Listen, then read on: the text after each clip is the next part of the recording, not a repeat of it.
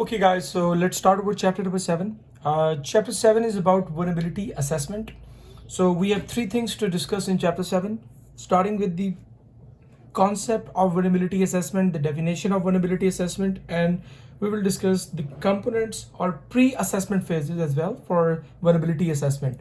Then we will talk about types of vulnerability assessment, and the last is the vulnerability assessment life cycle. So starting with the vulnerability assessment definition or the concept. So vulnerability assessment is basically where we, first of all, we identify the over assets. After identifying our assets, let's say we just identify the assets. After identifying the asset, we find out the threats, the loophole through which the system can be compromised. So in vulnerability assessment, we identify the vulnerabilities or loopholes through which system can be compromised. And we also do the prioritizing as well. Like we give priority to few vulnerabilities, like some of the, we actually classify the vulnerabilities. That's the right word. We classify the vulnerabilities, like for example, if there is a vulnerability which is really critical, so we start with fixing that vulnerability, and then we will move all the way to the next stuff. So the definition of vulnerability assessment is going to be the process of defining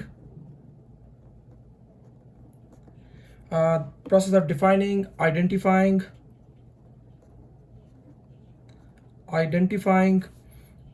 you can say classify and prioritizing vulnerabilities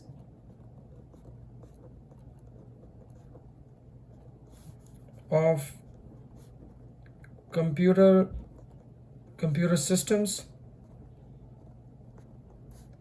web application, or any kind of mobile application, all the applications in fact, and network infrastructure is called vulnerability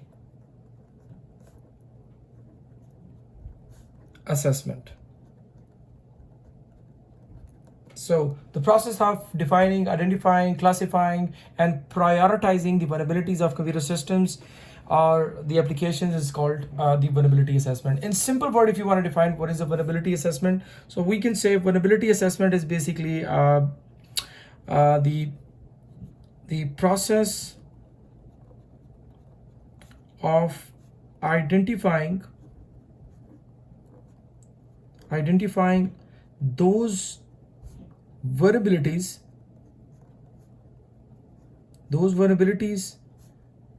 which can be exploited, or you can simply say which can be through which the system can be compromised, or through which system can be compromised.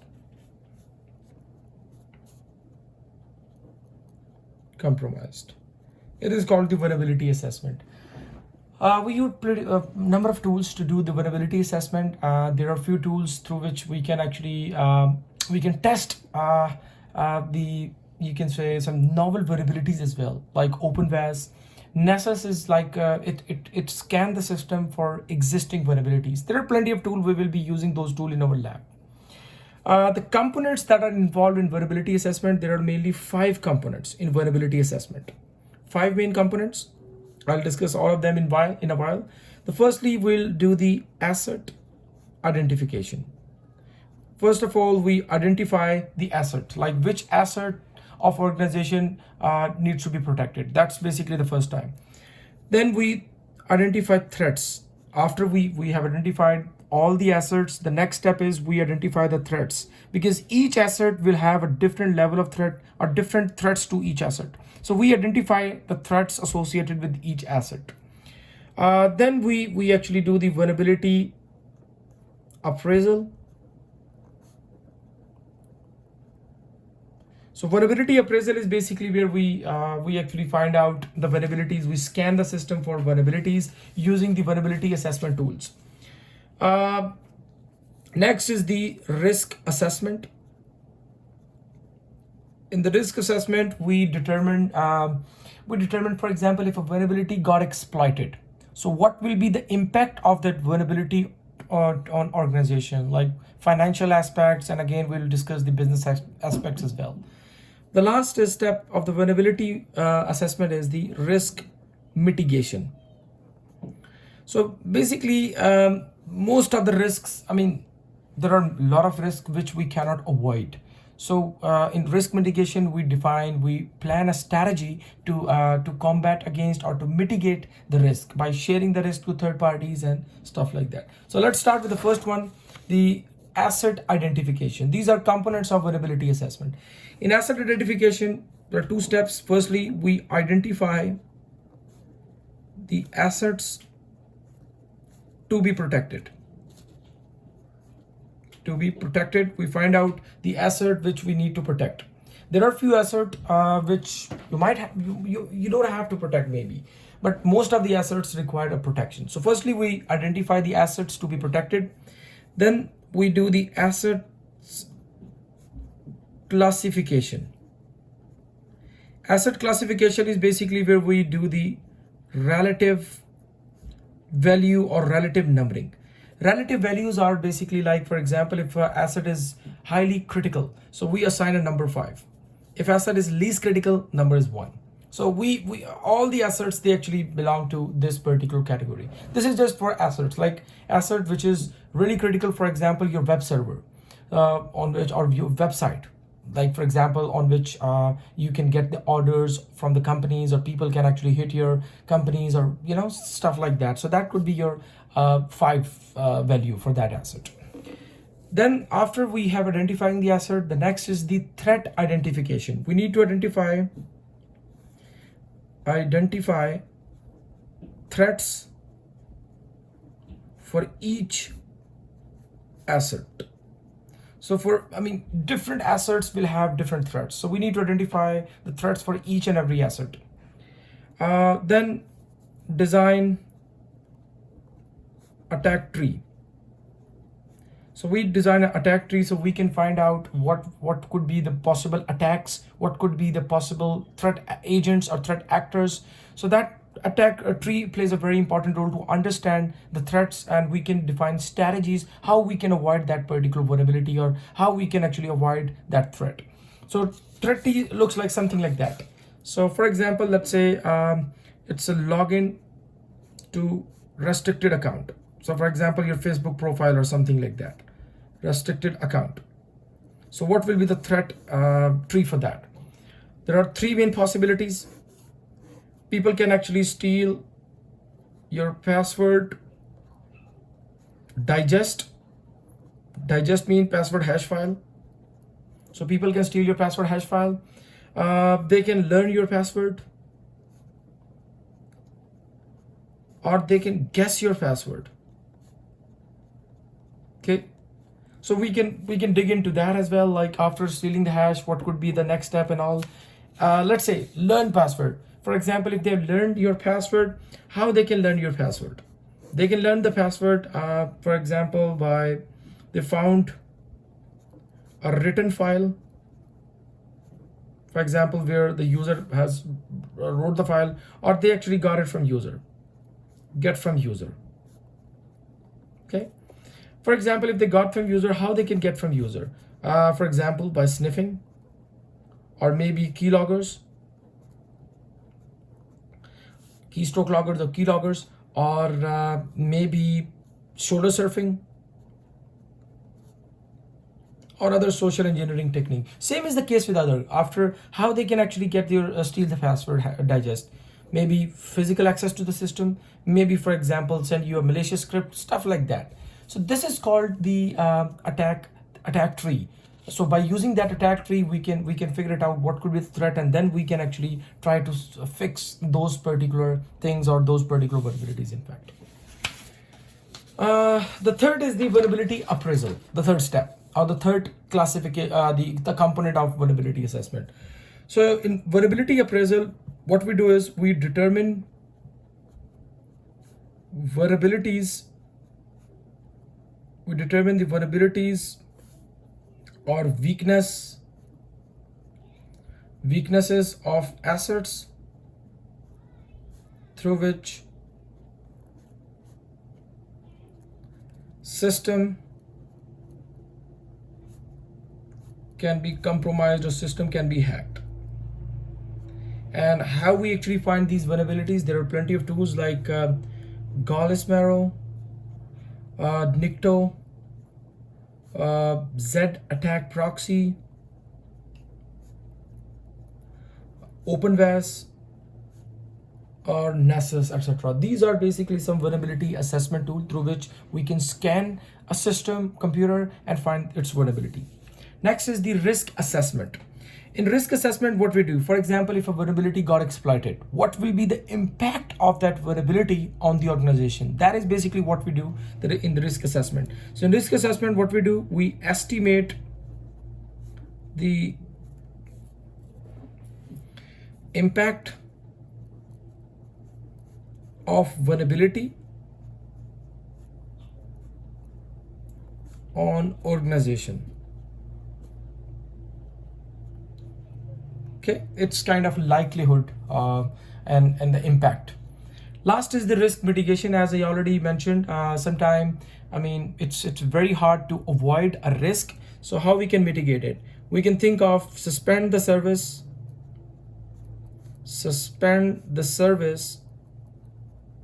which causes risk. This is the first step. Number two, what else we can do is we can share the risk, or we can transfer the risk as well. So how to transfer the risk? Like, for example, outsource security. Share the risk, for example, some of the applications could be hosted by Cloudflare or some secure kind of servers, secure kind of companies. So this is basically how we can share the risk, how we can transfer the risk, we can move the risk to some other companies as well. So these are the 5 main components of vulnerability assessment. So that's the first agenda item, concept of a vulnerability assessment. Now let's move to our second agenda item, the types of vulnerability assessment. So there are mainly 4 types of vulnerability assessment: active, passive, internal, and external. So active type of vulnerability assessment is basically, as name suggests, we find the vulnerabilities of a host or a computer system by engaging the target. Like, we engage the target. How we engage it? We send the packets towards the system in live environment. Okay, and when they respond us back, then we can actually find out, okay, so they are vulnerable to that vulnerability, stuff like that. So what is active vulnerability? In active vulnerability, we engage the target. How we engage the target? By sending requests to live network and examining the response. Okay, to identify. So we engage the target to identify the vulnerabilities. Okay, so the target, they receive the packets and they know that somebody is basically scanning them. Somebody is scanning them for vulnerability. The tools are like Nessus, OpenVAS, Arachne, etc. These are the tools that we use in order to scan the network for vulnerabilities actively. Passive is basically, in passive, it includes protocol analyzers, where in protocol analyzer we do the packet sniffing, like Wireshark and all, packet sniffing, and the search over internet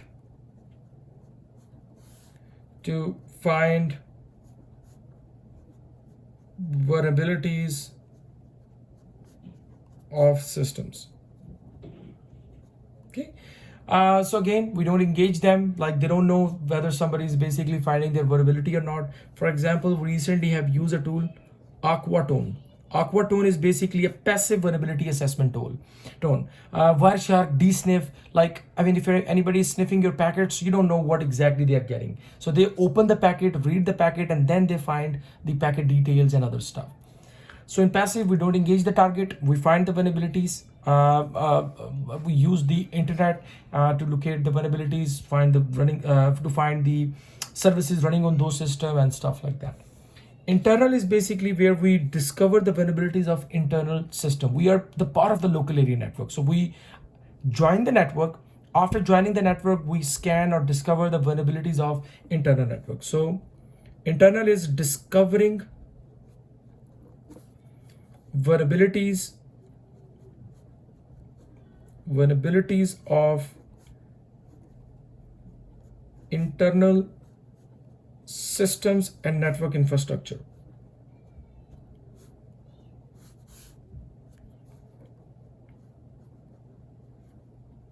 So mainly what we do is we do the auditing the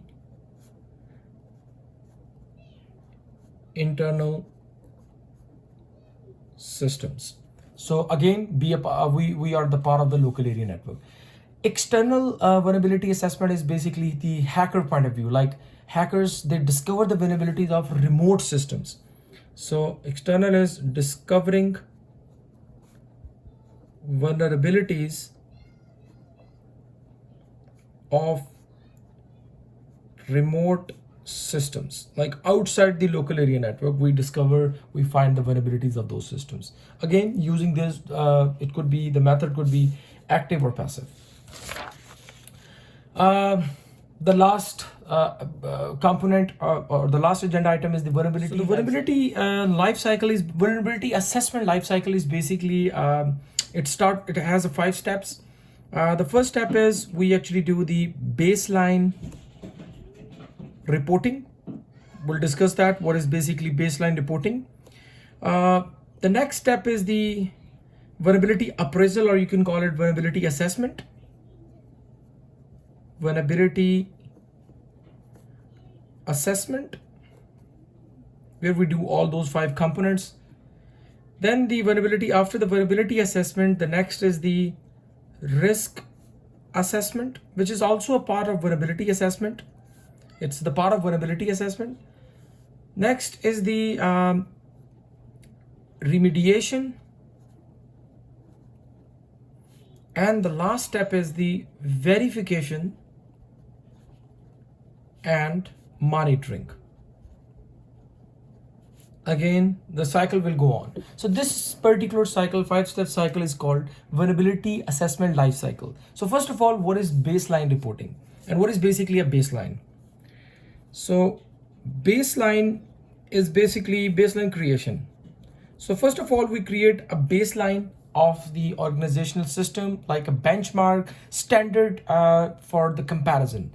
So firstly, what we do, we create baseline, or you can say the benchmark of organizational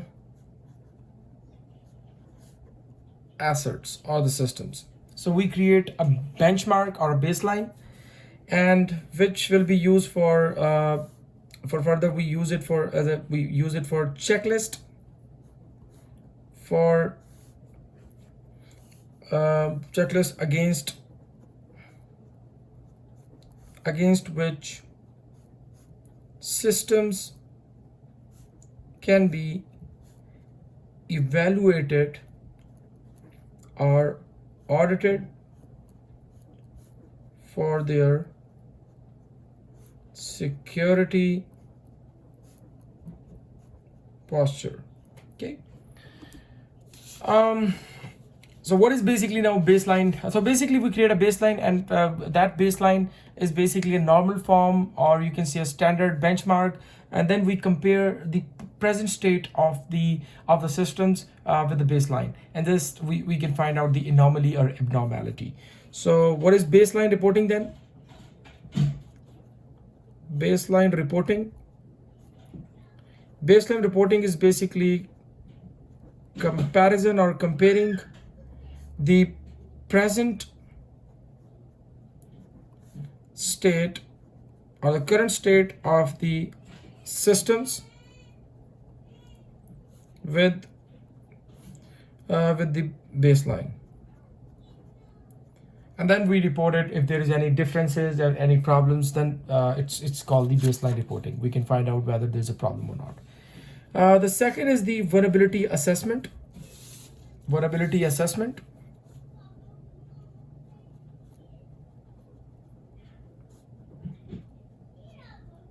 And what we do in vulnerability assessment, we use the vulnerability assessment tool to identify the weaknesses, or you can say pitfalls of the systems. And we also assign prioritize the vulnerabilities, like which vulnerability needs to be fixed first, which vulnerability needs to be, like we can actually we can fix it later on and all. The third is the risk assessment. As we already talked about risk assessment, it could be a subpart of vulnerability assessment. And what we do is, for example, if a vulnerability gets exploited, then what will be its impact on organization? So we calculate the impact of the risk. Number 4 is remediation. In remediation, we actually patch over the vulnerabilities or affected areas, or we find solutions how we can avoid those vulnerabilities. Number 5 is the verification and monitoring, which is a continuous process. So in verification, what we do is we ensures whether the vulnerabilities got fixed or not.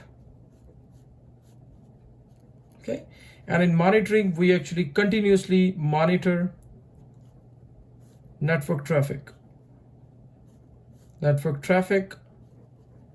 and application behavior.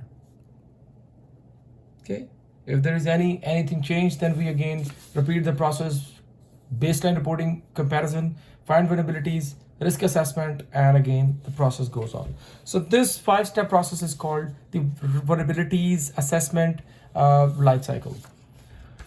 The last thing is the CVSS. It's basically stands for the Common Vulnerabilities Scoring System. Common Vulnerabilities Scoring System. We use the CVSS to quantitatively express the vulnerabilities. So if you want to report the vulnerability, so I mean, just to define how critical that vulnerability is going to be to the non-tech people, in fact. So we use a scoring system. If you just Google CVSS, you will find a couple of good simulators through which you can put, you just have to mention your asserts and the parameters, and it will give you the number. So for example, if there is no vulnerability, none means 0.